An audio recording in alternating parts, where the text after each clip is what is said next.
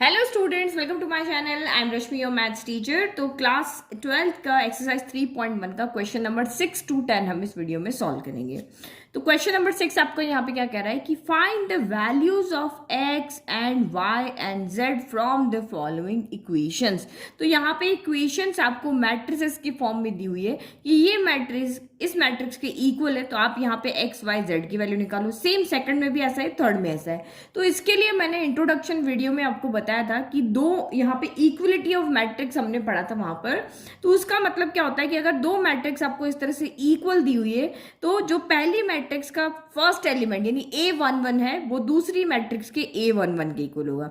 फिर पहली मैट्रिक्स का यानी आप पोजीशन देख लो, जो पहले नंबर वाला पहले के इक्वल होगा, दूसरा वाला दूसरे के इक्वल होगा, तीसरा तीसरे के, चौथा चौथे के। तो ये एलिमेंट्स आपके यहाँ पे क्या होंगे, आपस में इक्वल होंगे। तो बहुत इजी क्वेश्चन है, 1 मिनट में आप इसको सॉल्व कर लोगे। ना कोई यहाँ पर फर्स्ट वाले पार्ट में कोई इक्वेशन नहीं है, सेकंड थर्ड में हमें सॉल्व करना पड़ेगा। ओके तो हमने क्वेश्चन लिख दिया और लिखा कि बाय डेफिनेट, क्या रीजन है कि इक्वल, उसका रीजन लिखना जरूरी है कि bye definition of equality of matrices हमारा जो यहाँ पर है ये फर्स्ट वाला एलिमेंट है, ठीक है। 4 जो इक्वल हो जाएगा वो हमारे y के इक्वल, 3 जो इक्वल हो जाएगा वो हमारा z के, और ये जो x है वो हमारा 1 के, और जो ये 5 है वो देखो 5 के ही इक्वल है। तो इस तरह से हम यहाँ पे इसको इक्वेट करेंगे। तो आप यहाँ पे जब सॉल्व करोगे तो क्या लिखोगे, by definition of equality of matrices 4 equal to आपका y हो जाएगा। और अगर हम सेकंड एलिमेंट को देखें तो z हमारा किसके इक्वल है, तो z हमारा यहाँ पर 3 के इक्वल हो जाएगा, एंड x हमारा यहाँ पर किसके इक्वल हो जाएगा, x इक्वल टू हमारा हो जाएगा 1। ठीक है, ये तो सिंपल था, कोई यहाँ पे इक्वेशन नहीं, कुछ नहीं, आसानी से हमने सॉल्व कर लिया। नाउ सेकंड पार्ट को देखते हैं। तो सेकंड पार्ट में अब देखो ये x सीधा नहीं है, x प्लस वाई है, यहाँ 5 प्लस जेड है, ये एक्स वाई है। तो यहाँ हमारी इक्वेशंस बनेगी जिन्हें हमें सॉल्व करना पड़ेगा। तो यहां पर भी हम सेम करेंगे कि ये जो फर्स्ट एलिमेंट है x प्लस वाई वो हमारा किसके इक्वल हो जाएगा, यहाँ पर 6 के। फिर देखो 2 2 के ही इक्वल है, और 5 प्लस जेड जो है वो हमारा इक्वल हो जाएगा 5 के, और एक्स वाई हमारा किसके इक्वल हो जाएगा 8 के। फिर हमें इसको सॉल्व करके यहाँ पे एक्स वाई जेड की वैल्यू लेकर आनी पड़ेगी। तो x प्लस वाई हमारा किसके इक्वल हो गया 6 के, इसको इक्वेशन नंबर 1 कर देते। फिर 5 प्लस जेड हमारा यहाँ पर किसके इक्वल हो गया, तो 5 प्लस जेड हमारा 5 के इक्वल हो गया, ये इक्वेशन 2 बन गई। और एक्स वाई जो है वो हमारा यहाँ पर 8 के इक्वल हो गया, इक्वेशन 3 बन गई। अब आपको यहाँ पे देखना है कि 3 इक्वेशन है, किससे किसको हम सॉल्व करेंगे कि हमारा यहाँ पे एक्स वाई जेड आ जाए।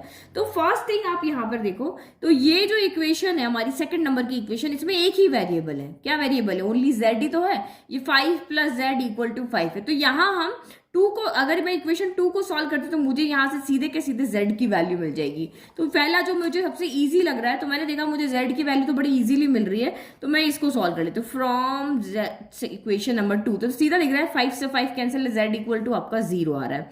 तो या फिर आप क्या कर सकते हो, इस प्लस के 5 को उधर भेज दो, तो ये उधर जाके क्या हो गया, माइनस का 5 हो गया। तो z इक्वल टू मेरी क्या वैल्यू आ गई, यहाँ पर 0 आ गई। ठीक है, तो ये तो हमारी हो गई सॉल्व। अब फर्स्ट इक्वेशन भी एक्स वाई में है और सेकंड इक्वेशन भी, थर्ड इक्वेशन भी आपकी एक्स वाई में है।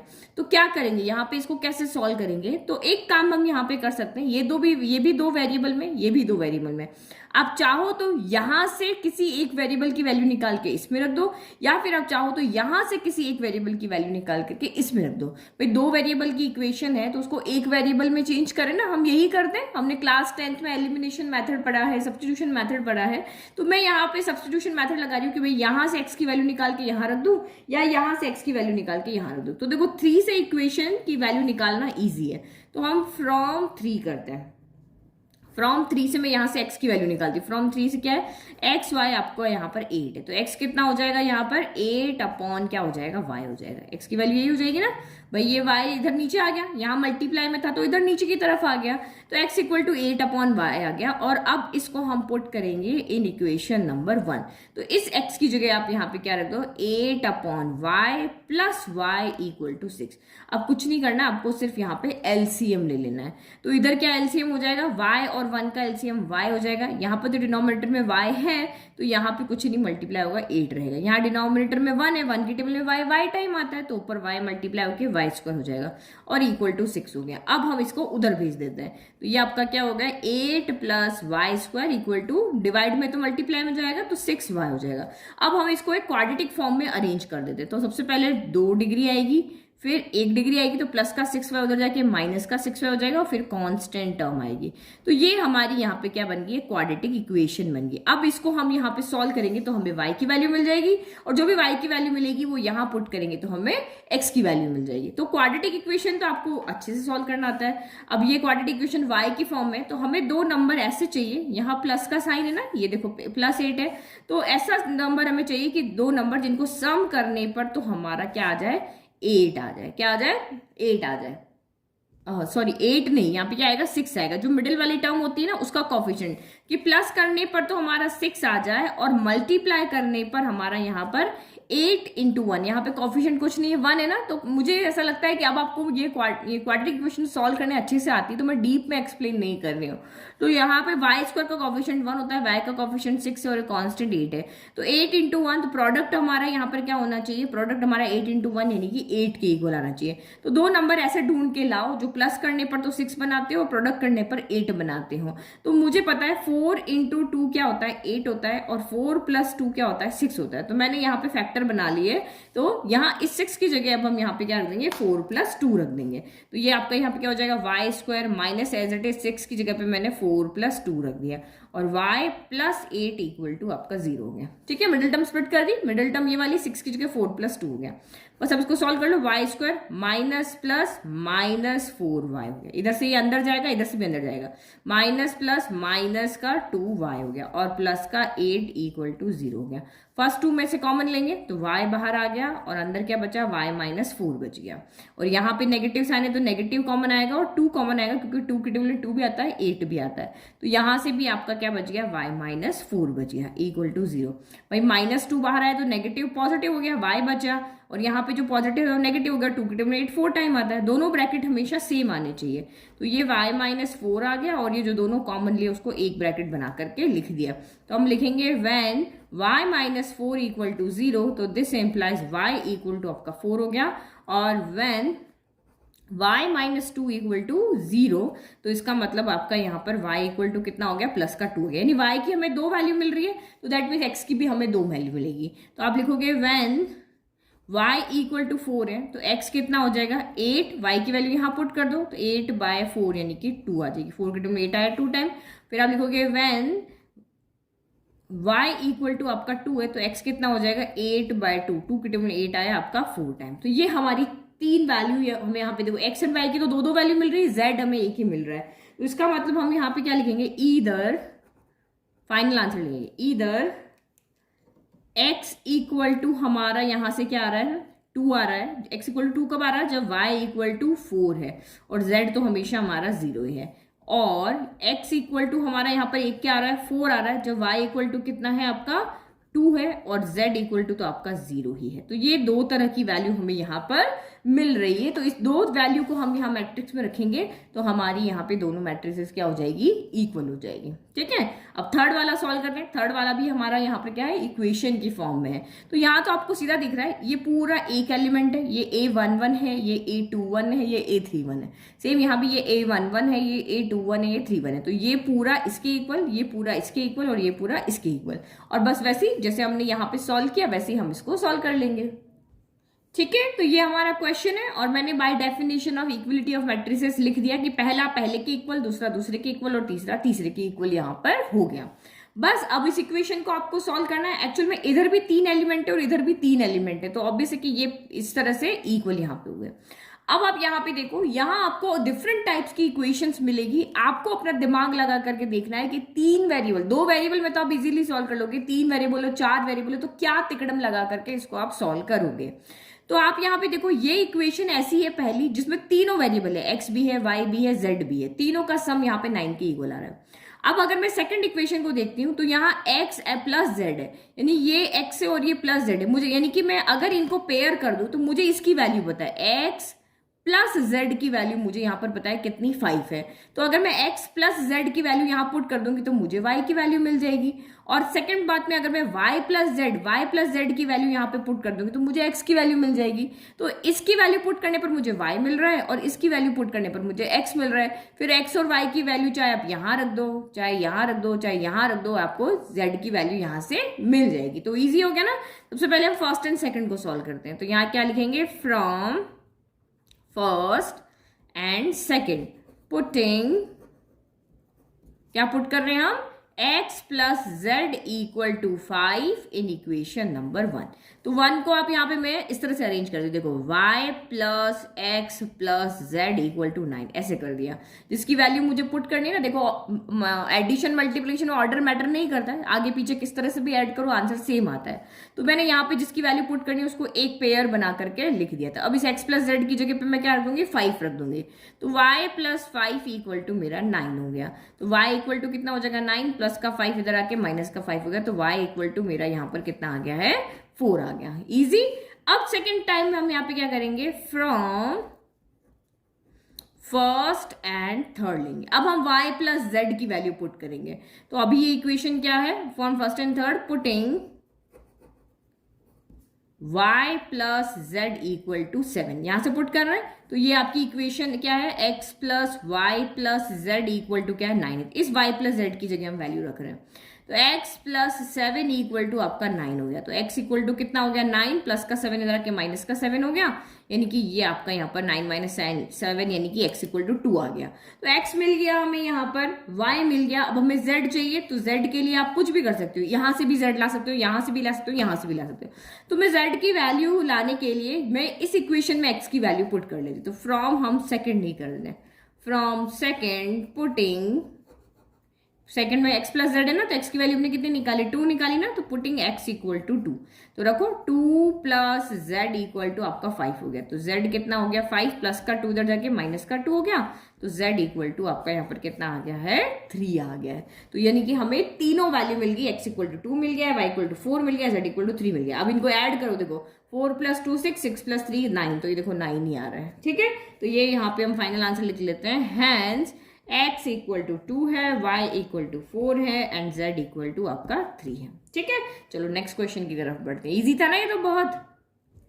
तो क्वेश्चन नंबर सेम भी हम जो 7 है हमारा, वो भी 6 के सिमिलर ही है, मतलब उसी का एक पार्ट समझ लो कि find the value of a b c and d। वहां पे 3 वेरिएबल फाइंड कर रहे थे, x y और z 3 फाइंड किए थे। यहां हमें a b c d 4 variable की वैल्यू निकालनी है।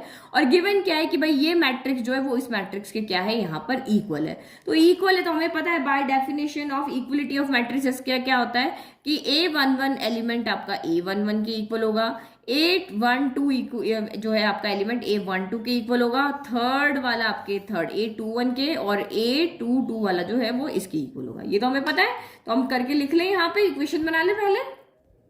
ओके, तो मैंने यहाँ पर चारों इक्वेशंस बना ली। 4 एलिमेंट है तो अब इससे 4 इक्वेशंस यहाँ पे बनेगी, चारों इक्वेशन मेरी यहाँ पे बन गई। अब देखो डिसाइड, जो मेरा तरीका है जरूरी नहीं हो कि वो आपका तरीका हो ABCD फाइंड करने का, बट मैं जो आपको मेथड बताऊंगी वो सबसे इजी बताऊंगी। अदरवाइज आपका जो भी माइंड में आइडिया है वो आप लगा करके यहाँ पे सॉल्व कर सकते हो। तो मुझे यहाँ पे 4 वेरिएबल की वैल्यू निकालनी है, तो मैं ट्राई करती हूँ कि कम से कम अगर कोई एक इक्वेशन ऐसे ढूंढते जो 1 वेरिएबल में हो, तो मैं यहाँ पे क्या देख रही हूँ, इसमें 2 वेरिएबल है, इसमें भी 2 है, इसमें भी 2 है, इसमें भी 2 है, तो ऐसा 1 वेरिएबल की तो कोई इक्वेशन नहीं है। अब मैं यहाँ पे 2 वेरिएबल की इक्वेशन देखती हूँ जो सेम होनी चाहिए। जैसे देखो ये AB में है तो ये भी आपकी AB में है, तो हम इसको सॉल्व करेंगे तो मुझे यहाँ से A भी मिल जाएगा और B भी मिल जाएगा। तो A मिल जाएगा, B मिल जाएगा, तो अच्छी बात है ना भाई। A B मिल गया तो A यहाँ पुट करेंगे तो C मिल जाएगा, C यहाँ पुट करेंगे तो हमें D मिल जाएगा। तो मैं अभी इक्वेशन नंबर 1 और इक्वेशन नंबर 3 सॉल्व करूँ, क्योंकि ये दोनों मुझे सेम वेरिएबल में मिल गई है। ठीक है, तो आपका यहाँ पर क्या हो जाएगा, हम लिख रहे हैं यहाँ पर फ्रॉम फर्स्ट एंड थर्ड। तो एलिमिनेशन मेथड लगा लें सिंपली, क्योंकि देखो ये b है, ये भी b है, दोनों का कोफिशिएंट सेम है, तो ये आपस में क्या हो जाएंगे, कैंसिल हो जाएंगे। तो ये देखो a minus b equal to -1 हो गया और 2a minus b equal to 0 हो गया। तो ये एलिमिनेट तो हो नहीं रहे, क्यों नहीं हो रहे, क्योंकि दोनों का साइन तो सेम है। तो साइन सेम है तो कैसे एलिमिनेट होंगे, तो इसका मतलब हमें इसको एलिमिनेट करना है तो साइन चेंज करना पड़ेगा। तो ये आपका यहाँ पे प्लस है ना, तो ये माइनस हो जाएगा, ये माइनस है तो प्लस हो जाएगा, और ये 0 से तो कोई फर्क नहीं पड़ता, बट ये प्लस है तो हम यहाँ माइनस कर देते हैं। ठीक है, तो अब यहाँ सब्ट्रैक्ट करो, 2a में से एक a गया तो एक ही a बचा, लेकिन साइन नेगेटिव आएगा क्योंकि 2a बड़ा है। भाई 2 एप्पल में से एक एप्पल गया तो एक ही एप्पल बचा ना, लेकिन नेगेटिव आएगा क्योंकि भाई 2 यहाँ पे बड़ा है। फिर प्लस b में से माइनस b तो कैंसिल हो गया, और अगर माइनस माइनस प्लस होता है तो 1 + 0 करोगे तब भी आपका यहाँ पर 1 आएगा, और नेगेटिव का साइन है, अगर दोनों नेगेटिव होते तब भी नेगेटिव आता है, और जो बड़ा है उसका साइन आता है। तो माइनस से माइनस कैंसिल हो गया, तो दिस इम्प्लाइज a = हमें यहाँ पर क्या मिल गया, 1 मिल गया। तो भाई चलो हमें a की वैल्यू तो मिल गई। अब a की वैल्यू चाहे फर्स्ट में पुट करो चाहे सेकंड में पुट करो, आपको यहाँ पर b मिल जाएगा। तो हम a की वैल्यू फर्स्ट में पुट कर लेते हैं। तो यहाँ पे क्या लिखेंगे, putting a = 1 in equation number 1। तो पुट करो यहाँ पे a की जगह पे क्या पुट करें हम, यहाँ पे 1, तो ये क्या हो गया, 1 - b = माइनस का 1 हो गया। तो अब यहाँ पे b की वैल्यू चाहिए, तो b को इधर शिफ्ट कर दो, नंबर को उधर कर दो, तो ये माइनस का 1 इधर आके +1 हो जाएगा, और माइनस का b उधर जाके +b हो जाएगा। भाई ये दोनों आपस में इंटरचेंज हुए, ये इधर आया है और ये इधर गया, तो नेगेटिव पॉजिटिव हो गया, ये भी इधर आया तो पॉजिटिव हो गया।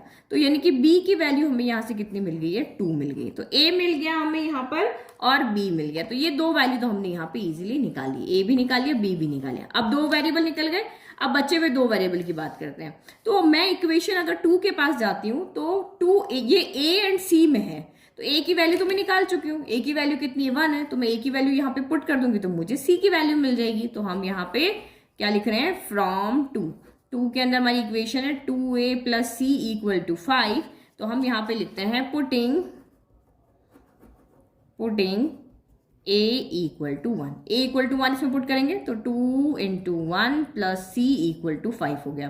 तो ये c = 2 × 2 होता है, तो ये इधर जाके माइनस का 2 गया, प्लस का 2 उधर जाके माइनस का 2, तो c = आपका कितना हो गया यहाँ पर 3 हो गया। तो यानी कि हमें c की वैल्यू कितनी मिल गई, यहाँ पर 3 मिल गई है। अब हम जाते हैं हमारा फोर्थ के पास में, क्योंकि d तो है जो फोर्थ इक्वेशन में ही और कहीं नहीं है। तो ये इक्वेशन c d में है, तो c की वैल्यू तो आ चुकी है, c की वैल्यू इसमें रख दो तो आपकी d की वैल्यू आ जाएगी। तो यहाँ पे हम कर लेते हैं, तो फ्रॉम फोर्थ कौन सी इक्वेशन है आपकी, 3c + d = 13 है। तो क्या करेंगे, पुटिंग c कितना आया था आपका 3 ना, c, तो पुटिंग c = 3, तो पुट करो 3c की जगह पे 3 रखा प्लस d = आपका है 13, तो 3 3 = 9 प्लस d = आपका क्या है 13, तो d = कितना हो गया 13 - 9, तो ये आपका d यहाँ से कितना आ गया, तो d = आपका यहाँ पर आ गया 4। ठीक है, तो ये हमारी चारों वैल्यू हमने इजीली कैलकुलेट कर ली। तो ये मेरा तरीका है, आप चाहो तो अपने मेथड से भी आप इसको सॉल्व करोगे तो आंसर आपका यही आना चाहिए। ठीक है, तो ये फाइनल आंसर आपको हमेशा लिख करके बता देना है। तो ये हमारा 7th हो गया। अब नाउ हम चलते हैं क्वेश्चन नंबर 9 के पास, जो कि हमारा एक ऑब्जेक्टिव क्वेश्चन है और डायरेक्ट, अगर आपने इंट्रोडक्शन अच्छे से किया है ना तो आप इसका सीधा आंसर दे सकते हो। कि यहाँ पे लिखती हूँ मैं, देखो यहाँ थोड़ा ऊपर किचपिच हो गया, कि a = aij m × n की एक स्क्वायर मैट्रिक्स है। कौन सी मैट्रिक्स है ये, स्क्वायर मैट्रिक्स है। तो आपको पता है ना स्क्वायर मैट्रिक्स क्या होती है, जब आपके नंबर ऑफ रोज जो हैं वो नंबर ऑफ कॉलम के इक्वल होंगे तो उसको हम मैट्रिक्स को स्क्वायर मैट्रिक्स कहते हैं। जैसे आपकी कोई भी मैट्रिक्स है जिसमें 2 × 2 की हो सकती है, 3 × 3 की हो सकती है, 1 × 1 की हो सकती है, 4 × 4 की हो सकती है। तो यानी कि जब यहाँ पे नंबर ऑफ रोज जितने हैं उतने ही नंबर ऑफ एलिमेंट्स होंगे तब हम उसको स्क्वायर मैट्रिक्स कहते हैं। इंट्रोडक्शन में अच्छे से समझाया था ना मैंने। तो ये आपको कह रहा है कि a = aij m × n is a square matrix. ये एक स्क्वायर मैट्रिक्स कब होगी, जब m छोटा होगा n से, m बड़ा होगा n से, m इक्वल होगा n से, या कुछ भी नहीं। तो हमें पता है कि जब m = n होगा तभी ये हमारी ये क्या होगी, स्क्वायर मैट्रिक्स होगी। तो बहुत इजी क्वेश्चन था, डायरेक्ट क्वेश्चन था। एनसीईआरटी में से कितनी बार सीधे क्वेश्चन उठ के आपके एग्जाम में आ जाते हैं। तो हर चीज, क्योंकि ये जो मैट्रिक्स चैप्टर है ना आपका पूरा इंफॉर्मेशन से भरा हुआ है, बहुत तरह की डेफिनेशंस यहाँ पर है, तो सब कुछ दिमाग में रखना है। और इतना भी टफ नहीं है कि आप कुछ भूल जाओगे इसको। ये ऐसा चैप्टर है जिसको सबसे कम प्रैक्टिस करने की जरूरत है, आप और इसमें से आप भूलोगे भी नहीं। फिर नेक्स्ट आपका यहाँ पे क्वेश्चन नंबर 9 देखो। तो क्वेश्चन 9 आपको यहाँ कह रहा है, which of the given values of x and y make the following pair of matrices equal. तो ये दो मैट्रिसेस है, लेट कि ये a है ये b है। तो आपको यहाँ पे कह रहा है कि आप x एंड y की जगह पे यहाँ पे क्या वैल्यू पुट करोगे कि ये दोनों मैट्रिसेस आपस में इक्वल हो जाए, कि a वाली पुट करोगे या b c d, कौन सी वाली ऑप्शन को यहाँ पे पुट करोगे। तो आपको कुछ नहीं करना है, आप बहुत सिंपल क्वेश्चन है, आप यहाँ से x की वैल्यू उठा के यहाँ पुट करो, y की वैल्यू उठा के यहाँ पुट करो और देखो क्या इन दोनों वैल्यू पे ये इधर वाली वैल्यू इसके इक्वल हो जाती है। जैसे मैंने यहाँ पे x की कोई भी वैल्यू रखी, लाइक कि मैंने माइनस का 1/3 रखी, तो क्या ये 0 के इक्वल हो जाएगा। यहाँ पे मैं y की वैल्यू रखूँ तो ये इस 5 की इक्वल होना चाहिए, यहाँ पे मैं y की वैल्यू रखूँ तो ये इस 8 की इक्वल होना चाहिए, और यहाँ x की वैल्यू रखने पर ये 4 के इक्वल होना चाहिए।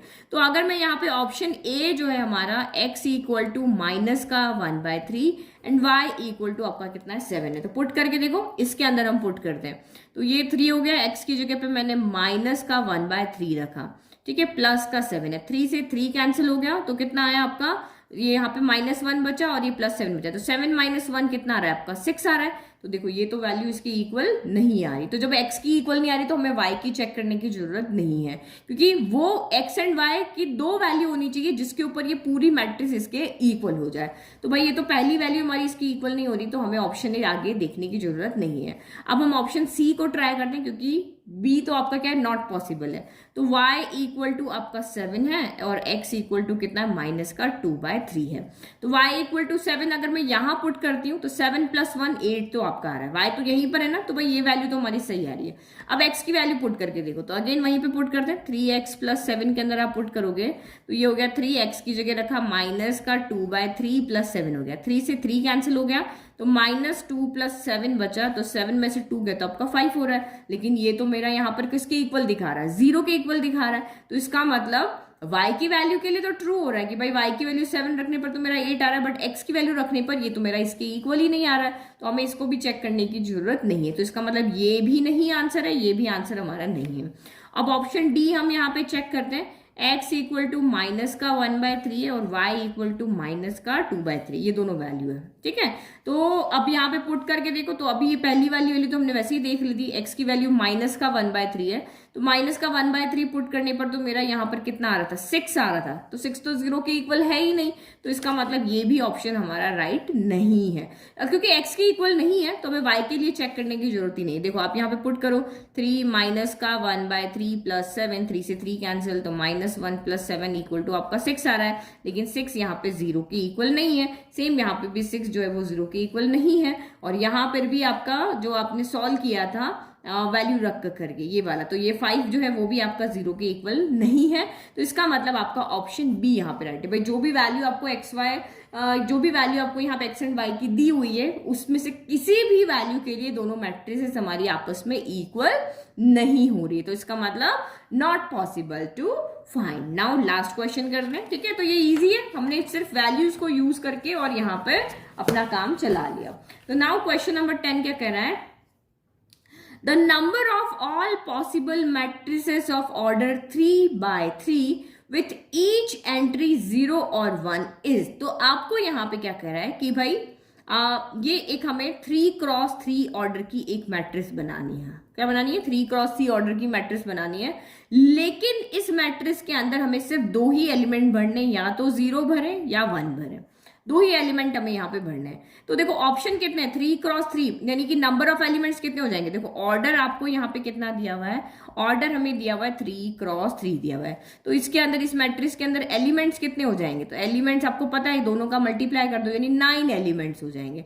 तो इसका मतलब हमारे पास 9 ऑप्शन है यहाँ भरने के लिए, 1 2 3 4 5 6 7 8 9। अब आपकी जो मर्जी आप चाहे यहाँ पे पुट कर दो, चाहे मैं देखो फर्स्ट मैट्रिक्स में यहाँ पे ए बना लेती हूँ कि मैं भाई पहले पे 0 रख लेती हूँ, बाकी सब जगह पे मैं यहाँ पे क्या कर देती हूँ 1 कर देती हूँ। मैं ऐसे भी बना सकती हूँ, मैं चाहूँ तो यहाँ पे पहले पे 1 कर दूं, बाकी सब पे 0 कर दूं, मैं ऐसे भी बना सकती हूँ, मेरी चॉइस है, मैं कैसे भी बना सकती हूँ। मैं सी यहाँ पर बना देती हूँ, मैं भाई 2 को 1 कर देती हूँ, बाकी सबको मैं 0 कर देती हूँ, मैं ऐसे भी बना सकती हूँ। तो ऐसे करके मैं यहाँ पे बहुत सारी मैट्रिसेस बना सकती हूँ। तो ये क्वेश्चन आपको पूछ रहा है कि भाई आप कितनी मैट्रिसेस बना सकते हो। तो भाई ऐसे हिट एंड ट्रायल मेथड तो हम करेंगे नहीं कि भाई एक बार 0 लिखेंगे एक बार 1 लिखेंगे, अपनी मर्जी के अकॉर्डिंग बनाएंगे, कोई पर्टिकुलर तरीका होना चाहिए ना। तो आपने यहाँ पे पढ़ा होगा, हमने परम्यूटेशन कॉम्बिनेशन चैप्टर पढ़ा है ना, तो वो चीज यहाँ पे लगेगी, क्योंकि यहाँ पे इन 2 एलिमेंट को चूज कर रहे हो और यहाँ पे आप फिल कर रहे हो, यही कर रहे हो ना। तो परम्यूटेशन कॉम्बिनेशन में से यहां पे जो आपका काम आएगा वो आएगा परम्यूटेशन। क्या काम आएगा आपका? परम्यूटेशन। परम्यूटेशन क्यों काम आएगा? क्योंकि हम यहाँ पर अरेंज कर रहे हैं। हम क्या यहाँ पर क्या कर रहे हैं? अरेंजमेंट्स बना रहे हैं। 2 एलिमेंट आपको लेने हैं और अब आपको अपने अकॉर्डिंग इन 9 स्पेसेस पे इनको अरेंज करना है।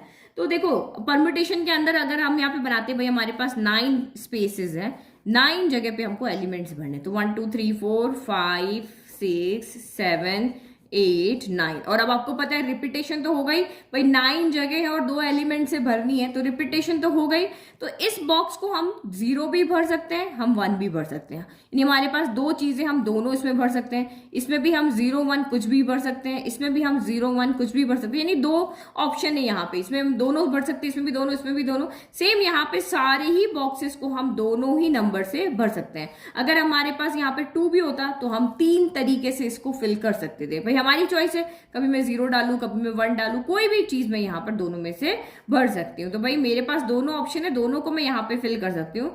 तो ये आपका यहाँ पर परम्यूटेशन हमने लगाया। तो अब टोटल नंबर ऑफ परम्यूटेशन क्या होगा भाई? इन सब का मल्टीप्लाई, इन सब के बीच में क्या लग जाएगा? मल्टीप्लाई। यही हम यहाँ पे फाइंड करते हैं ना। आपको याद आ रहा है 11th क्लास में परम्यूटेशन कॉम्बिनेशन पढ़ा था ना आपने कि भाई यहाँ पे 4 लोग हैं, इनको किस तरह से आप अरेंज कर सकते हो। रिपीटेशन अलाउड है, नॉट अलाउड है। नॉट अलाउड होता है तो हम पहले 4 बिठाते हैं, फिर 3, फिर 2, फिर 1। लेकिन यहाँ पर तो रिपीटेशन अलाउड होगा तभी तो सारे ब्लैंक भरेंगे भाई। ऑप्शन तो हमारे पास 2 ही है, तो इसका मतलब यहाँ पे 2 कितनी बार मल्टीप्लाई होगा? 1 2 3 4 5 6 7 8 9। तो यानी 2 पावर 9। इतनी तरीके से हम इस मैट्रिसेस को फिल कर सकते हैं। तो 2 पावर 9 क्या होता है आपका? 512 होता है। तो हम यहाँ पर टोटल 512 मैट्रिसेस बना सकते हैं इन 2 एलिमेंट को लेकर के 3x3 ऑर्डर की। तो ऑप्शन डी आपका यहाँ पर राइट है।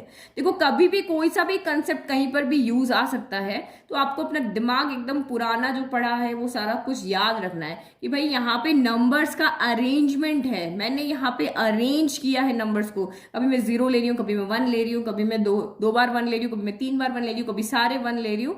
तो इसीलिए ये एक अरेंजमेंट है और अरेंजमेंट हमेशा परम्यूटेशन से आता है। तो इसीलिए ये आपका परम्यूटेशन वाले मेथड से सॉल्व होगा। तो ये हमारी 3.1 एक्सरसाइज हो गई है कंप्लीट। बिल्कुल छोटी एक्सरसाइज थी, बहुत इजी एक्सरसाइज थी, बहुत जल्दी हमारी यहाँ पर सॉल्व हो गई। नोट्स के लिए लिंक डिस्क्रिप्शन में है, तो आप वहां से फ्री में नोट्स को डाउनलोड कर सकते हो। Thank you. नेक्स्ट वीडियो में हम मिलेंगे 3.2 के इंट्रोडक्शन में, तो वो भी बहुत इजी एक्सरसाइज है।